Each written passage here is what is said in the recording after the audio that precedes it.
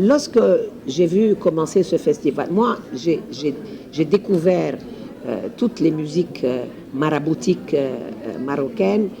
Moi, j'ai fait de l'anthropologie et j'ai été absolument fascinée par la richesse de toutes les confréries des Issawa, au Hmacha, au Haddawa, au Gnawa. Pendant les 15 années où j'ai vécu, j'ai d'ailleurs été à tous les moussem de tous ces mouvements, dormant avec les gens dans leurs tentes, parce que c'est toujours dans des endroits qui sont loin de toutes les villes. Et j'ai enregistré toute cette musique moi-même pour moi. Et donc, lorsqu'on m'a dit que André Azoulay lançait un festival Gnawa à Essaouira, je suis venue en courant la première fois. Et j'ai vu évoluer ce festival d'un petit festival qui était destiné vraiment aux plus militants des Gnawi de Souera à un festival international où il y a un renouvellement de l'écriture de la musique noire mondiale. Nous voyons des créations extraordinaires qui renouvellent la musique, toutes les musiques américaines, le jazz, la musique gnawa et la musique reggae.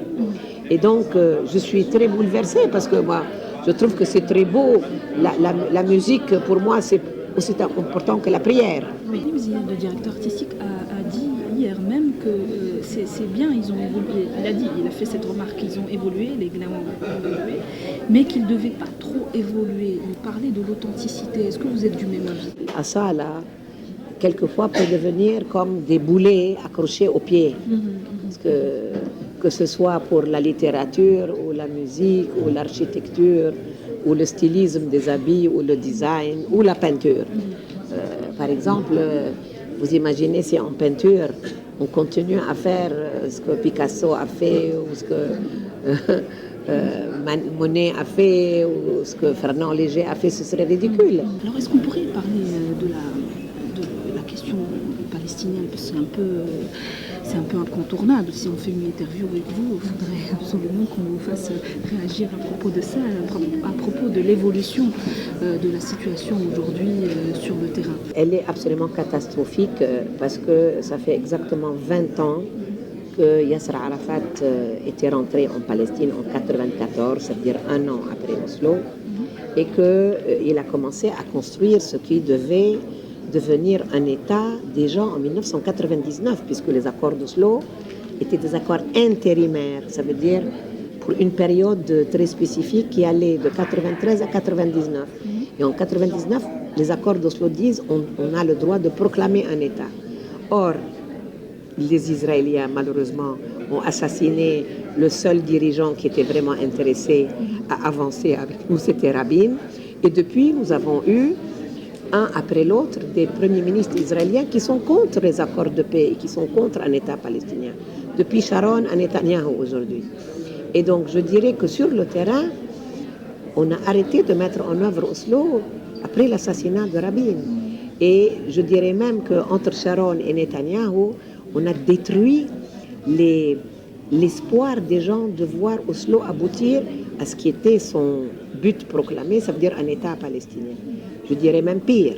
Maintenant, il y a en plus de l'occupation, il y a un mur de 700 km de long et il y a une colonisation 3 fois plus importante. Ça veut dire que le territoire qui doit devenir l'État palestinien, il est devenu une série de bantoustans isolés les uns des autres, plus l'isolement de Gaza et Cisjordanie. Quant à Jérusalem-Est, elle a été de fait annexée par les Israéliens. Aujourd'hui, les Européens font toute une histoire, eux et les Américains, sur l'annexion de la Crimée par Poutine, mais c'est ce que les Israéliens ont fait depuis 1980. Jérusalem-Est a été annexée de manière unilatérale. Il n'y a pas un pays au monde qui reconnaît l'annexion, même pas les Américains. C'est pour ça que toutes les ambassades sont à Tel Aviv. Mais personne ne sanctionne Israël, personne n'impose de sanctions à Israël. Or, ils sont prêts à déclencher une guerre contre Poutine parce qu'il a annexé la Crimée. Jérusalem serait moins importante que la Crimée. C'est honteux. C'est vous dire la lâcheté, la complicité internationale. Donc, les Palestiniens sont déçus depuis Mahmoud Abbas, notre président, jusqu'aux citoyens lambda par les négociations. Mais les Palestiniens ont confiance en eux-mêmes, leur société civile est forte. Aujourd'hui, grâce à la réconciliation que Mahmoud Abbas a pu faire entre Hamas et Fatah, entre Gaza et Cisjordanie.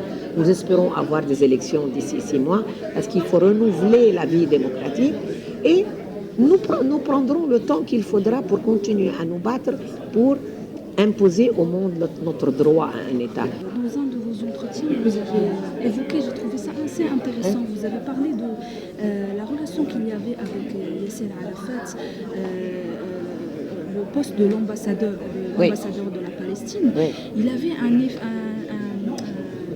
connotation beaucoup plus de libération, mouvement de libération. Oui, parce que c'est une phase. Oui, parce que c'est des phases. Regrettez un peu ça. La question palestinienne a 66 ans.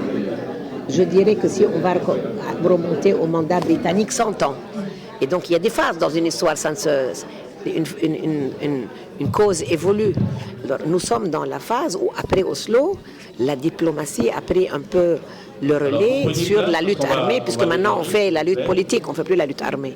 Et donc, ça ne veut pas dire que c'est moins important ou que c'est moins militant, mais c'est une phase nouvelle. Et cette phase nouvelle, elle a permis aussi le retour de la Palestine en Palestine. Avant, nous étions en Jordanie, au Liban, en Tunisie, on s'éloignait de plus en plus. Maintenant, nous sommes retournés chez nous. Personne ne nous mettra plus à la porte comme en 1948 et nous allons construire notre État.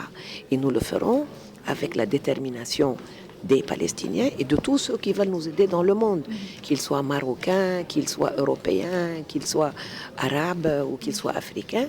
Nous n'avons pas de pétrole, nous n'avons pas de missiles. Israël a 200 têtes nucléaires. Mais vous trouvez que le peuple israélien est heureux? Non.